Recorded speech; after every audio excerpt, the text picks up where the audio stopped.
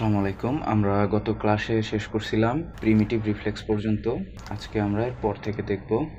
আমাদের প্রথম প্রশ্নটাই হচ্ছে problem with preterm baby. Preterm বা প্রিম্যাচিউর বেবি কি? তার আগে আমাদের জানতে হবে টার্ম বেবি কি। টার্ম বেবি হলো 37 থেকে 42 উইকের ভিতরে যে বাচ্চাগুলো জন্মগ্রহণ করে তারা হচ্ছে টার্ম বেবি।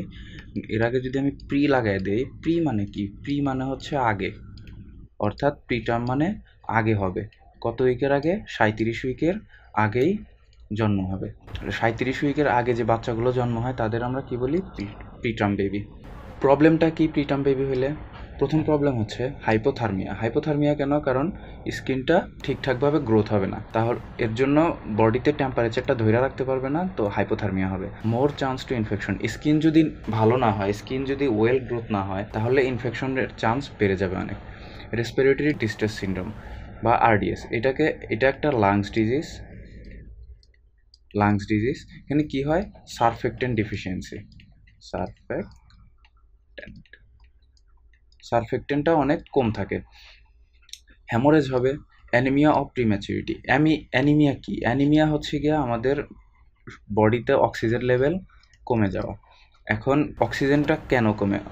আমাদের আরবিসি যে রক্তটা আছে, কণিকা, সে বিভিন্ন টিস্যুতে অক্সিজেন বহন করে। প্রিম্যাচিউর বেবিতে আরবিসি খুব তাড়াতাড়ি ব্রেক হয়, 60 দিন পর পর ব্রেক হয়। এখন তাড়াতাড়ি যদি ব্রেক হয় তাহলে কিন্তু আরবিসি কমে যাবে। আরবিসি কমলে আমাদের অক্সিজেন লেভেল কমে যাবে, আর তখনই অ্যানিমিয়া হবে। Anaemia of premature. Delays development and growth অবশ্যই।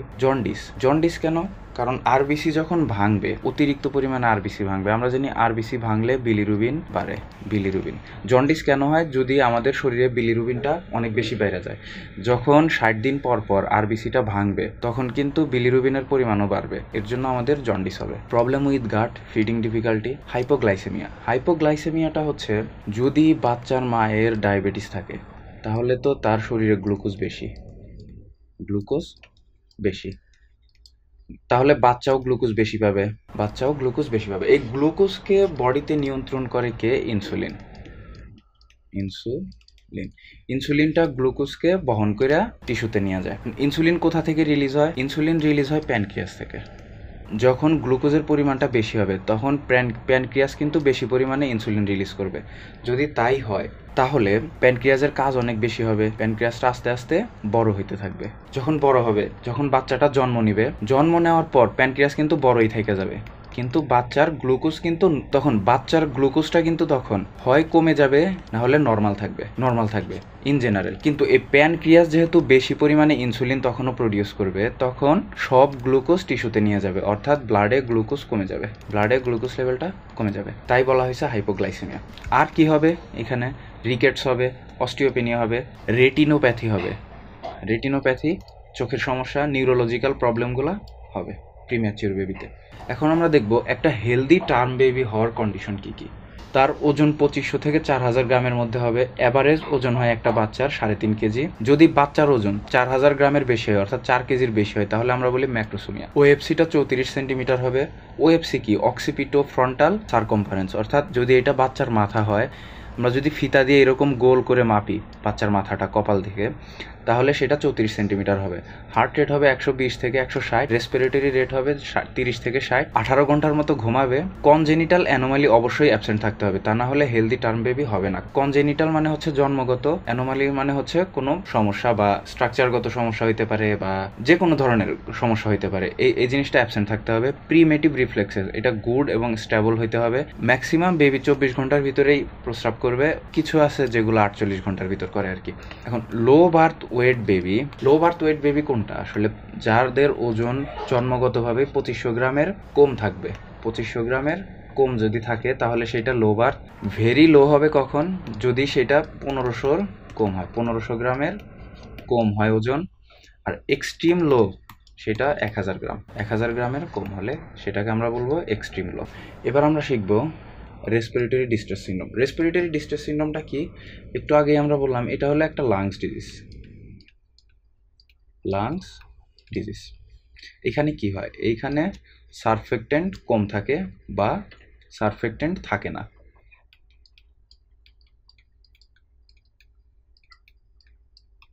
অনেক কম থাকে বা থাকে না। এই সারফেক্টেন্টটা কি? সারফেক্টেন্ট হচ্ছে এক ধরনের ফসফোলিপিড,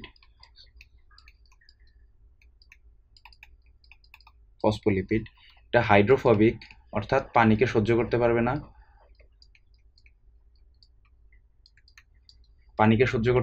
সে। এটা কোথা থেকে রিলিজ হয় এই সারফেক্টেন্ট? সারফেক্টেন্ট রিলিজ হয় হচ্ছে নিউমোসাইট টাইপ 2 সেল থেকে।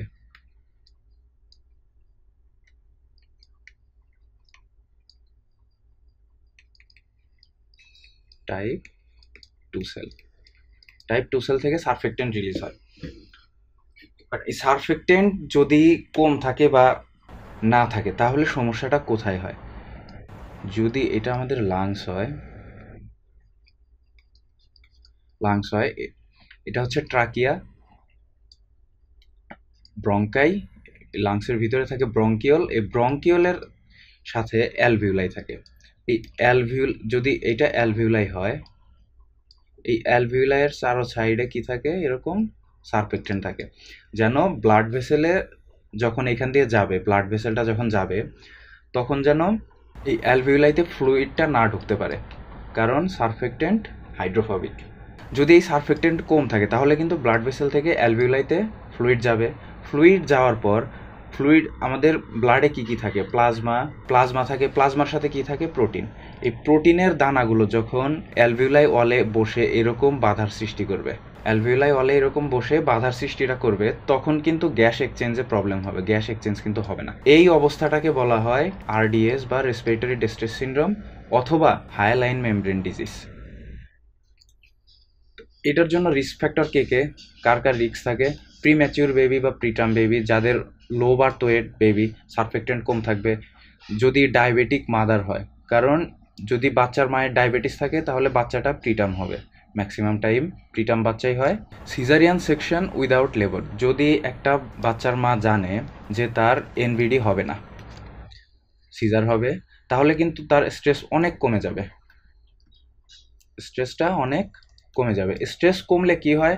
আমাদের বডিতে কর্টিসল বা স্টেরয়েড, এই রিলিজটা কমে যায়। স্টেরয়েড যদি কম রিলিজ হয় তাহলে সারফেক্টেন্ট রিলিজও ফল করে, এর জন্য এই রোগটা হইতে পারে। তাহলে ক্লিনিক্যাল ফিচারগুলো কি? ফাস্ট ব্রিদিং থাকবে, গ্র্যান্টিং থাকবে। গ্র্যান্টিং কেন থাকবে? কারণ গ্র্যান্টিং কি? Abnormal sound. যদি লাংসের ডিজিজ হয় তাহলে গ্যাস এক্সচেঞ্জ হবে না, গ্যাস এক্সচেঞ্জ যদি না হয় তাহলে অ্যাবনর্মাল সাউন্ড হবে। ইন্টারকোস্টাল অ্যান্ড সাবকোস্টাল রিট্রাকশন, মানে দুই রিপসের যে মাঝখানে যে মাসেলটা থাকে সেই মাসেলটা নিচের দিকে চলে যাবে। চেস্ট ইনড্রয়িং হবে, ফোর্স এক্সপাইরেশন হবে, নিঃশ্বাস ছাড়তে সমস্যা, অক্সিজেন স্যাচুরেশন এটা 90%-এর কম চলে যাবে।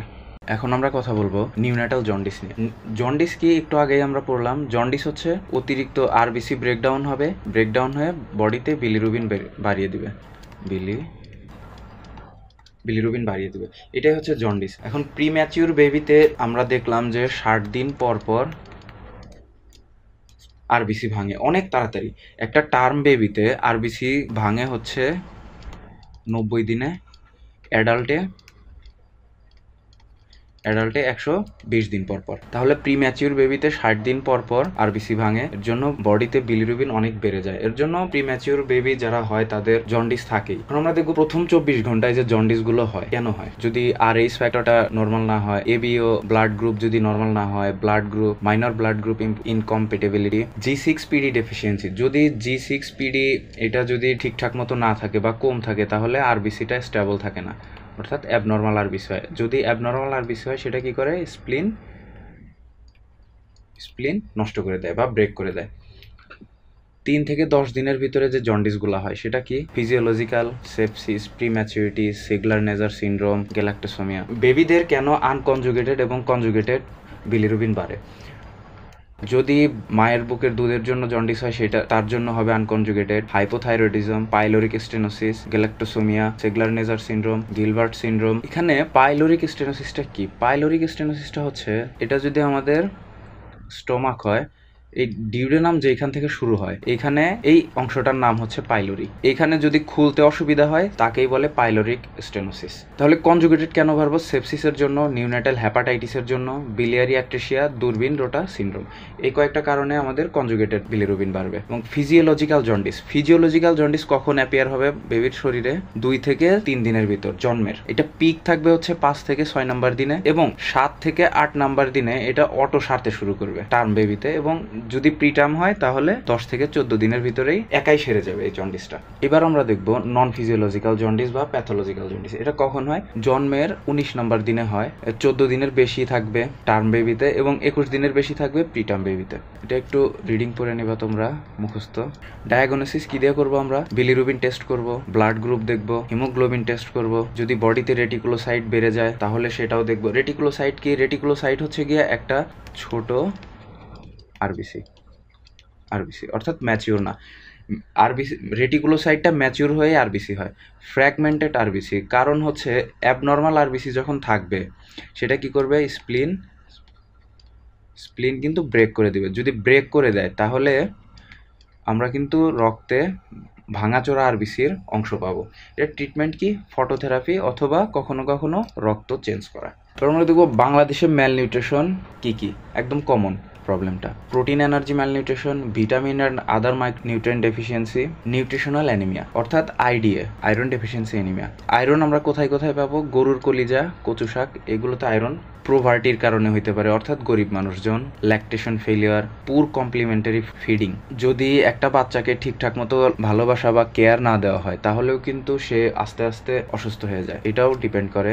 তারপর কৃমিগুলা, এই জিনিসটাও প্রোটিন এনার্জি ম্যালনিউট্রিশনের অন্যতম কারণ। এবার আমরা দেখব ডিফারেন্ট বিটুইন মারাসমাস অ্যান্ড কাউশিরকর। মারাসমাসটা কি? একটা বাচ্চার শরীরে সব নিউট্রিয়েন্ট কমে যাবে, সব। আর কাউশিরকরে কি হয়? মেইনলি প্রোটিন কমে, প্রোটিনটা কমে। তাহলে এটা হইলে কি হবে?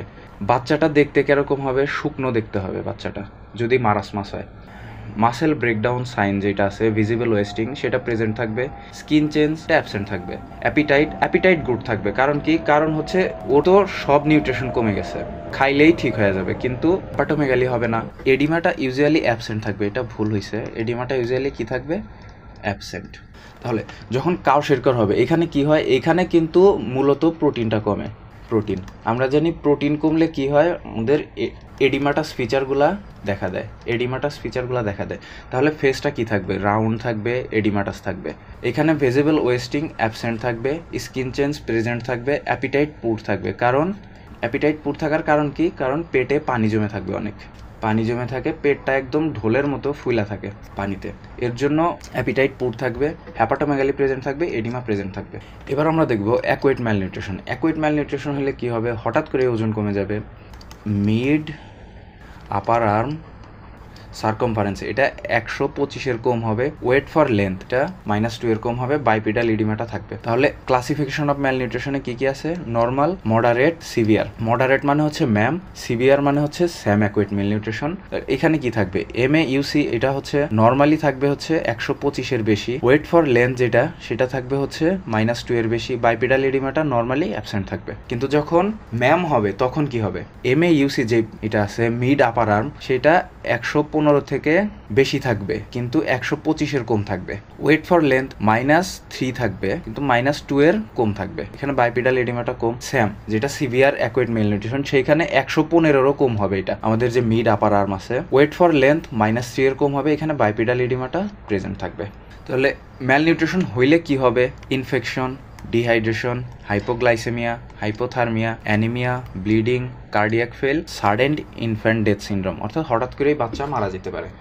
এবার আমরা দেখব ভিটামিন এ। ভিটামিন এ এর কেমিক্যাল নাম কি? একটা হচ্ছে রেটিনয়েড আর একটা হচ্ছে বিটা ক্যারোটিন। যেটা রেটিনয়েড সেটা আমরা কোথায় পাবো? অ্যানিমাল থেকে, এবং যেটা বেটা ক্যারোটিন সেটা পাবো হচ্ছে প্ল্যান্ট থেকে, প্ল্যান্ট সোর্স অর্থাৎ শাকসবজি থেকে। এটা কেন কমে এটা আমরা দেখব। সেটা হচ্ছে কমলে আমরা অলওয়েজ মনে রাখবো ভিটামিন এ কমলে ড্রাই, তাহলে সিভিয়ার অ্যাকুয়েট ম্যালনিউট্রিশন হবে, ম্যাসেলস হবে। যদি আমরা ভিটামিন এ যুক্ত খাবার কম খাই তাহলে আমাদের হবে এই ভিটামিন এটা রেটিনাতে যে আমাদের রড এবং কোন আছে সেটার জন্য অনেক ইম্পর্ট্যান্ট। ড্রাইনেস কমানোর জন্য ভিটামিন এ দরকার। এ যদি কমে যায় তাহলে আমাদের কি কি হয়? নাইট ব্লাইন্ডনেস হবে, জেরোপথ্যালেমিয়া অর্থাৎ চোখ শুকিয়ে যাবে, ড্রাই আই, বিটট স্পট, আমাদের যে এই যে চোখের সাদা অংশটা আছে সেইখানে এরকম স্পট পড়ে যায়, সেটা বিটট স্পট, কর্নিয়াল আলসার বা ক্যারাটোমেলেশিয়া। কর্নিয়াল আলসার কেন? যদি চোখের পানি শুকিয়ে যায়, আমরা জানি কর্নিয়ার ভিতরে কি থাকে? Aqueous humour.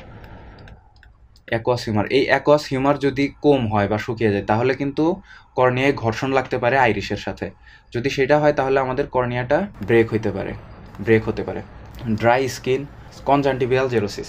ভিটামিন এ কোন কোন ফুডে পাওয়া যায় এটা আমরা দেখব। Carrots, sweet potato, milk, cheese, egg, liver, mola dhela fish, yogurt, papaya. আমরা আরও দেখব প্রিভেনশন, এটা কিভাবে বাচ্চাদের প্রিভেনশন করা যাবে vitamin A. Exclusive breast feeding, অর্থাৎ প্রথম 6 মাস বুকের দুধ ছাড়া অন্য কিছুই না বাচ্চাদের জন্য। Vitamin A supplement, regularly vitamin A যুক্ত খাবার, গ্রিন ভেজিটেবল, মলা ঢেলা ফিশ।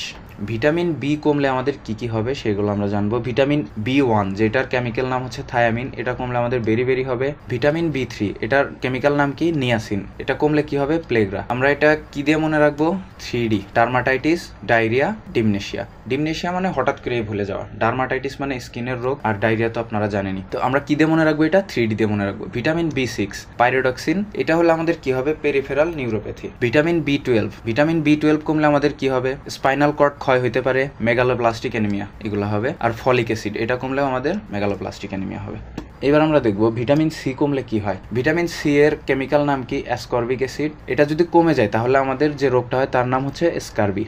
ভিটামিন সি কমলে কি হবে? ভিটামিন সি কমলে আমাদের যে রিস্কটা থাকে সেটা কি? আমাদের বডিতে যে ক্যাপিলারিগুলো আছে সেগুলো ঠিকঠাক মতো গ্রো হবে না, অর্থাৎ ঠিকঠাক মতো হবে না। তো এটা কিন্তু হ্যামোরেজের দিকে নিয়ে যাবে আমাদের। গাম ব্লিডিং, আমাদের এই যে দাঁতের মাড়ি দিয়ে যে ব্লিডিংটা হয় সেটা। ডিফেক্টিভ অস্টিওট, এর বোনের সমস্যা। ক্লিনিক্যাল ফিচার কি কি ভিটামিন সি কমলে? হ্যামোরেজ, স্কিন ব্লিডিং, গাম ব্লিডিং, মেলিনা হচ্ছে আমাদের স্টুলটা কালো হবে অনেক, কারণ যদি স্টোমাকের এইখানে এই দিক দিয়ে কোথাও ব্লিডিং হয় তাহলে কিন্তু সেটা স্টুল দিয়ে এই রক্তটা পড়তে রক্ত জমে যাবে স্টুলের সাথে, তো স্টুলটা কি হবে? কালো হবে দেখতে। Orbital haemorrhage, usually around 6 to 24 month, আমাদের উন্ড হিলিংটা ডিলে হয়ে যাবে। রেডিওলজিক্যাল ফিচার, অর্থাৎ রেডিওলজিক্যাল চেঞ্জ বা ফিচার স্কারবিতে, এটা most important. Ground glass appearance, pencil thinning cortex, Frankel white line, subperiosteal haemorrhage. এটা আমরা যদি শর্টকাট মনে রাখি তাহলে কিভাবে মনে রাখবো? এটা আমি যেভাবে মনে রাখি এক্স্যাক্টলি, এটা হচ্ছে জিপিএসএফ। আমরা যেরকম বলি বিএসএফ অনেকটা ওই রকম টাইপের দিয়ে আমি এটা মনে রাখি আর কি। জিপিএসএফ এটা হলো স্কারবি, জিপিএসএফ। জিতে হচ্ছে গ্রাউন্ড গ্লাস, পিতে হচ্ছে পেন্সিল থিনিং, এসতে হচ্ছে সাবপেরিঅস্টিয়াল হ্যামোরেজ, আর এফতে হচ্ছে ফ্রাঙ্কেল হোয়াইট লাইন। এভাবে আমি মনে রাখি এটা। এইবার আমরা দেখব ভিটামিন ডি আসলে আমরা যখন সানলাইটে যাই সেখান থেকে স্কিনে যে আলোটা পড়ে আমাদের সানলাইটের, সেখানে আমাদের ইনঅ্যাক্টিভ ভিটামিন ডিটা রিসিভ হয়। সেই ইনঅ্যাক্টিভ ভিটামিন ডিটা বিভিন্ন পর্যায়ের মাধ্যমে কিডনিতে এসে অ্যাক্টিভ হবে। অ্যাক্টিভ হওয়ার পর কি হবে? অ্যাক্টিভ হওয়ার পর আমাদের ইন্টেস্টাইন থেকে ক্যালসিয়ামটা অ্যাবজর্ব করবে, ব্লাডে ক্যালসিয়ামটা নর্মাল করবে। যদি কোনো কারণে এই ভিটামিন ডিটা অ্যাক্টিভ হতে না পারে বা যে কোনো কারণে ভিটামিন ডি যদি কমে যায় তাহলে কিন্তু আমাদের শরীরে ক্যালসিয়ামের পরিমাণটা কমে যাবে। যদি ক্যালসিয়াম কমে যায় তাহলে কি হবে? আমাদের যে বোন আছে বোনগুলো উইক হয়ে যাবে অনেক। কেনই বা বোনটা উইক হবে সেটাই দেখবো আমরা। আমাদের যে একটা গ্ল্যান্ড আছে প্রাথাইরয়েড গ্ল্যান্ড, এরকম প্রাথাইরয়েড গ্ল্যান্ড, এই প্রাথাইরয়েড গ্ল্যান্ড থেকে কি হয়? প্রাথাইরয়েড হরমোন রিলিজ হয়। যখন রক্তটা এখান দিয়ে যায় প্রাথাইরয়েড গ্ল্যান্ড পাস করে, তখন যদি আমাদের রক্তে ভিটামিন ডিটা কম সে ডিটেক্ট করতে পারে তাহলে কিন্তু সে প্রাথাইরয়েড হরমোনটা রিলিজ করে। এই প্রাথাইরয়েড হরমোন কোথায় কাজ করে? বোনের উপর কাজ করে, বোনস। এই বোনসের উপর কাজ করে, সে ক্যালসিয়ামটা বডিতে ঠিকঠাক করে। এর জন্য আমাদের বোনগুলো উইক হয়ে যায়, খুব তাড়াতাড়ি ভেঙে যায়। এই কি হয় তাহলে? Osteopenia, osteoporosis, bone fracture, pain. Fracture হলে পেইন অবশ্যই হবে। অস্টিওপ্রোসিস কি? অস্টিওপ্রোসিস মানে হচ্ছে বোনটা অনেক বেশি দুর্বল হয়ে যায়। আর অস্টিওপেনিয়াটা কি? অস্টিওপেনিয়াটা শুরুর দিকে যখন ভিটামিন ডি কমতে থাকবে, যখন এই প্রাথাইরয়েড হরমোনটা বোনের উপর কাজ করবে, তখন এরকম ছিদ্র হয়ে যায় বোন আস্তে আস্তে। এটাকে বলা হয় অস্টিওপেনিয়া। ক্লিনিক্যাল ফিচার কি কি? Short stator, muscle weakness, box like head বা স্কোয়ার হেড হইতে পারে, পিজিয়ন চেস্ট, কাইফোসিস, ভার্টিব্রাগুলো বাঁকা হয়ে যায়, টিটেনাই অ্যান্ড সুইজার, এই জিনিসগুলো হবে। ভিটামিন ডিটা কেন কমতে পারে? আমরা যদি সানলাইটের নিচে কম যাই তাহলে কমবে। সিকেডি অর্থাৎ আমাদের কিডনি যদি ঠিক না থাকে তাহলে কিন্তু ভিটামিন ডি বডিতে থাকলেও লাভ নাই। পর্যাপ্ত যদি আমরা রোদ্রের নিচে যাই, ভিটামিন ডি আছে সেটা থাইকাও কিন্তু লাভ নাই। কেন? কারণ কিডনিতে ভিটামিন ডি আসলেও অ্যাক্টিভ হবে না, কারণ কিডনি অসুস্থ। হাইপোগ্লাইসেমিয়া, যদি ভিটামিন ডি যুক্ত খাবার কম খাই তাহলে। এই ভিটামিন ডি কমলে কি হয়? বাচ্চাদের রিকেটস হয়। এটা রেডিওলজিক্যাল ফিচার কি? Winding and cupping, density is reduced অর্থাৎ অস্টিওপেনিয়া হবে, ডিফর্মিটি অফ লং বোন, লং বোনগুলো ডিফর্মিটি হয়ে যাবে, green stick fracture. Lipid soluble vitamin কোনগুলো আর ওয়াটার সলিবল ভিটামিন কোনগুলো? আমরা মনে রাখবো শুধু এই দুইটা, ভিটামিন বি আর সি, এই দুইটা হচ্ছে ওয়াটার সলিবল আর বাকিগুলা হচ্ছে লিপিড সলিবল অর্থাৎ এডিই কে।